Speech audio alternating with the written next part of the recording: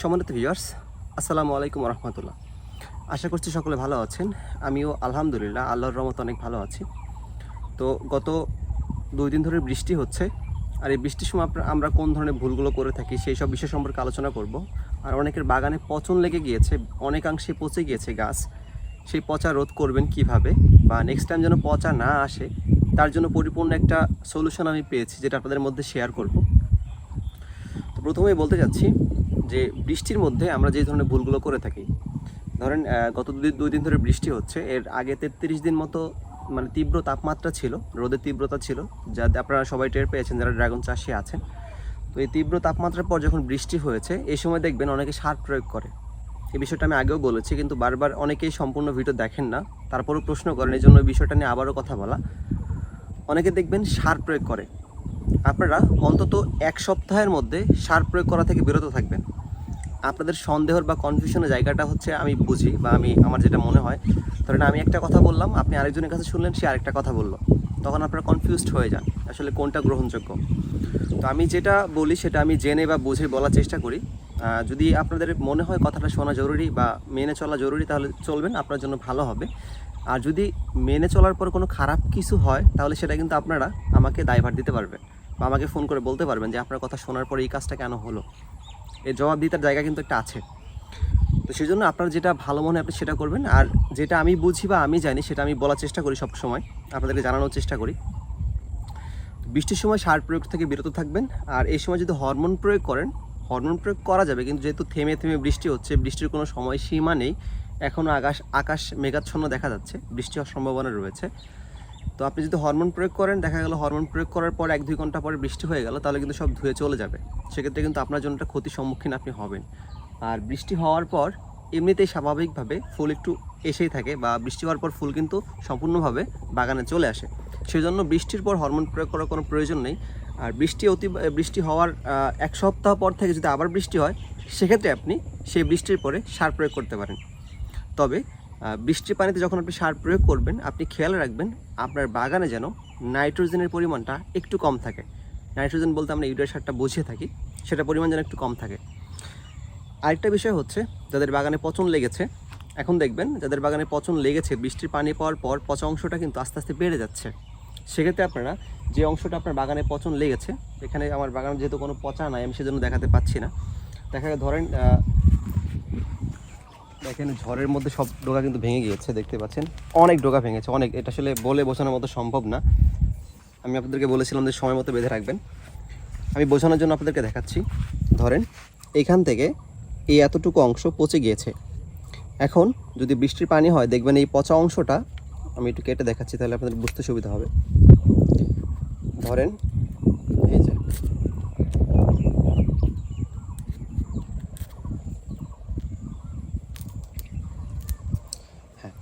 ধরেন এই অংশটা আপনার পচে গিয়েছে। এখন যখন বৃষ্টির পানি পাবে, দেখবেন এই পচা অংশটা কিন্তু আস্তে আস্তে বৃদ্ধি পাবে। সেক্ষেত্রে আপনারা যদি সম্ভব হয়, যদি বাগানে পচন কম লাগে, এই পচা অংশটা যে কোনো কাঠি দিয়ে বা কোনো কাঁচি দিয়ে এটা কেটে অথবা সরিয়ে এভাবে যদি ছত্রাকনাশক প্রয়োগ করতে পারেন, তাহলে কিন্তু সবচেয়ে বেশি ভালো রেজাল্ট পাওয়া যাবে। আমি কোনো ছত্রাকনাশকের নাম বলছি না, কারণ অনেক জায়গায় আমি যেটা বলবো সেটা পাওয়া যায় না। অনেকে আবার যেখানে যেটা পাওয়া যায় সেটা নিয়ে প্রশ্ন করেন, ভাই এটা ব্যবহার করা যাবে কিনা বা এটা করা যাবে কিনা। আসলে আপনারা ছত্রাকনাশক প্রয়োগ করবেন, এতে যথেষ্ট।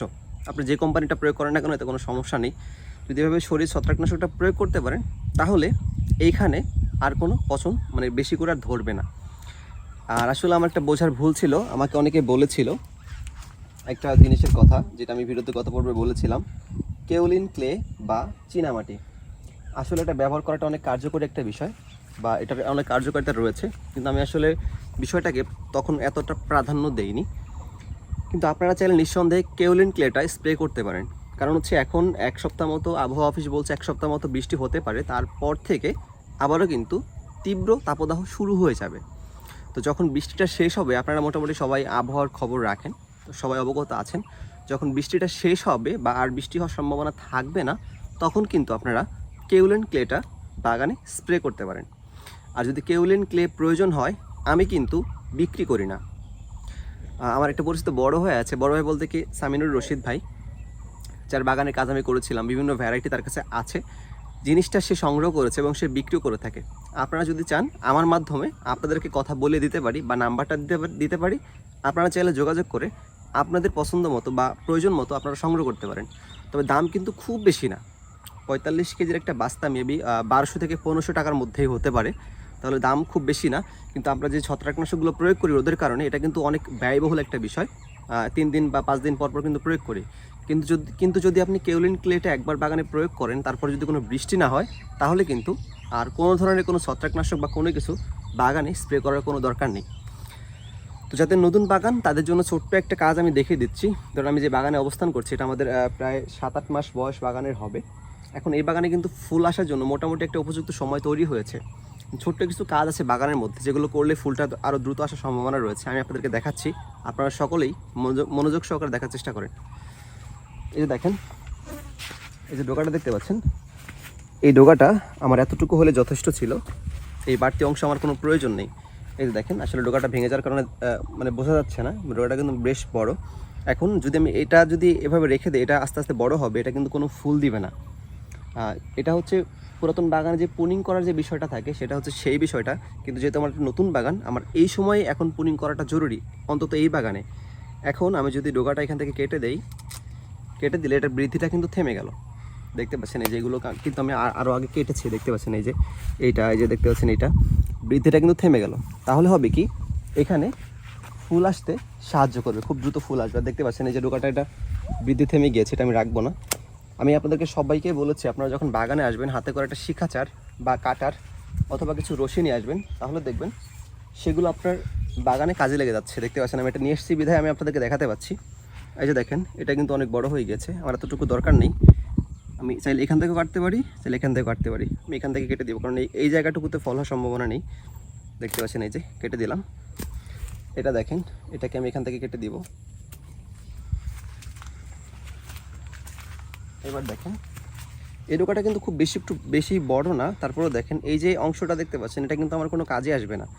সেই জন্য আমার ডোকা ছোটো হোক বা বড় হোক, যে অংশটুকু আমার কাজে আসবে না সেই অংশটুকু আমি বাগানে রাখবো না। এটা দেখেন, এটাকে আমি এখান থেকে কেটে দিব। যে দেখেন, এটা কিন্তু বৃদ্ধি থেমে গিয়েছে, এটা না কাটলে কোনো সমস্যা নেই, এই জন্য আমি এটা কাটবো না। আবার দেখেন এই যে এটা কিন্তু রয়ে গিয়েছে, আসলে এটাকে এখান থেকে আবার নতুন করে কুশি বের হওয়ার সম্ভাবনা আছে, সেই জন্য আমি এটা এভাবে কেটে দিব। আবার এটা দেখতে পাচ্ছেন এই যে এটা এভাবে কেটে দিলাম। তো এমন ছোটোখাটো খুঁটিনাটি পরিচর্যা আপনার বাগানে আছে যেটা আপনারই করার প্রয়োজন। আসলে সব কিছু কিন্তু ভিডিওর মাধ্যমে দেখানো বা বোঝানো কিন্তু সম্ভব হয় না। আরেকটা বিষয় কি, এটা হচ্ছে সবচেয়ে কষ্টের একটা বিষয়, প্রতিনিয়ত ভিডিও করা, 2-3 দিন পর ভিডিও করা, সেটা এডিট করা, আবার আপলোড দেওয়া, এটা কিন্তু যথেষ্ট একটু ঝামেলার কাজ। আপনারা যারা না করেন সেটা আপনারা বুঝতে পারবেন না। কারণ হচ্ছে আমি যেখানে থাকি না কেন আমার টেন্ডেন্সি এটা থাকে, আমার ভিডিও করতে হবে, আপলোড দিতে হবে। সেটা কিন্তু আপনাদের প্রয়োজনের কারণেই বা আমি কিন্তু একটা ড্রাগন চাষি হিসেবে আপনারা যদি বাগান না করেন বা আপনাদের বাগান যদি খারাপ হয়, সেক্ষেত্রে কিন্তু আমার জন্য ভালো হবে। কারণ হচ্ছে আমি ফলের দাম বেশি পাবো, আমার ফলন বেশি হবে, তো আপনাদের থেকে আমি কিন্তু লাভবান বেশি হব। কিন্তু আমার বাগান আমি যেটাই করি না কেন সেটা কিন্তু সম্পূর্ণভাবে আপনাদেরকে দেখানোর চেষ্টা করি, সেটা যেন আপনাদের ভালো হয়। আর এটা কেন করি, এটার একটা কারণ আছে। তার কারণ হচ্ছে, একটা মানুষ যখন আমাকে ফোন দিয়ে বলে যে ভাই আপনার ভিডিও দেখার কারণে বা আপনার পরামর্শ গ্রহণ করার কারণে আমার বাগান সুন্দর হয়েছে, আমি আপনার সবগুলো ভিডিও দেখি, আপনি খুব সুন্দর করে মানুষের উপকার করেন, আসলে এটা শুনতেও ভালো লাগে। অনেকে যখন কমেন্ট করে বলেন, সেই ধারাবাহিকতায় কিন্তু ভিডিও করা, তাছাড়া এক্সট্রা কোনো কারণ নেই। তো যাই হোক, সবাই যারা আমার ভিডিও দেখেন, আমার চ্যানেলটিকে যদি সাবস্ক্রাইব না করে থাকেন, অবশ্যই সাবস্ক্রাইব করে কমেন্ট করে জানাবেন আমার ভিডিও কেমন লাগে। আপনাদের একটি কমেন্ট কিন্তু আমাকে অনেক অনুপ্রাণিত করে নতুন নতুন ভিডিও করার জন্য। তো যাই হোক, সকলে সুস্বাস্থ্য এবং দীর্ঘায়ু কামনা করে আজকের মতো এখানে বিদায় নিচ্ছি। সকলে ভালো থাকবেন, সুস্থ থাকবেন, ড্রাগন ভিলেজের সাথে থাকবেন। আল্লাহ হাফেজ।